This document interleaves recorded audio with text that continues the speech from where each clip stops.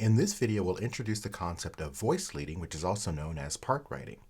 Voice leading is what happens among a series of voices or parts or lines, and it focuses on how each of those voices kind of moves across its own melodic line, as well as how the various voices interact amongst each other. We'll focus on voice leading in four parts, those parts being the soprano, the alto, the tenor, and the bass. Now, it doesn't take long as we start to talk about voice leading before we can start to feel that we're being kind of buried in rules. So certain things that we have to do and other things that we have to avoid doing.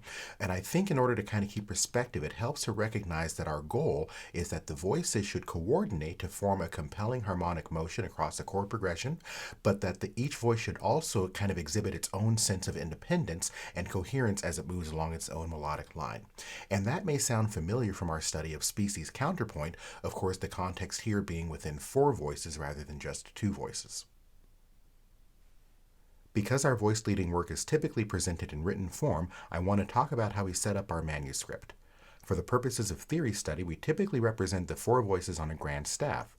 The soprano part and the alto part occupy the treble line of the grand staff, and the tenor and bass parts occupy the bass line.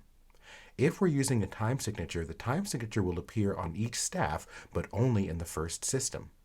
The clef for each staff, as well as the key signature if one is used, appear on each staff and is repeated at the beginning of every system. As with any kind of multi-part writing, all four voices should align vertically whenever they sound pitches at the same time. If one or more voices move while the others sustain their pitches, this should be reflected in the vertical alignment as well. To easily help us keep track of which voice is which, we kind of have fixed or locked in stem directions for each voice. The soprano voice and the tenor voice, because they are the upper voice in each of their staves, they have stems that always point up, which means they go to the right of the note head. The alto voice and the bass voice, which are the lower parts of each of their staves, they have stems that point down, which means they're on the left side of the note head. It's important to note that these rules apply no matter where the pitches appear on the staff. This is different from stem direction rules that are in effect when only a single part appears on a given staff. In addition to the pitches themselves, chord progressions, especially when done in theory classes, usually also include a harmonic analysis, or labels applied to each chord. These labels always appear underneath the grand staff. The harmonic analysis begins with labeling the key. The key label appears on the first system only unless there's a key change later on, and prior to the first chord. It's a good idea when possible to place the key label underneath the key signature if a key signature is used. It's standard practice to use an uppercase note name to indicate a major key and a lowercase note name to indicate a minor key.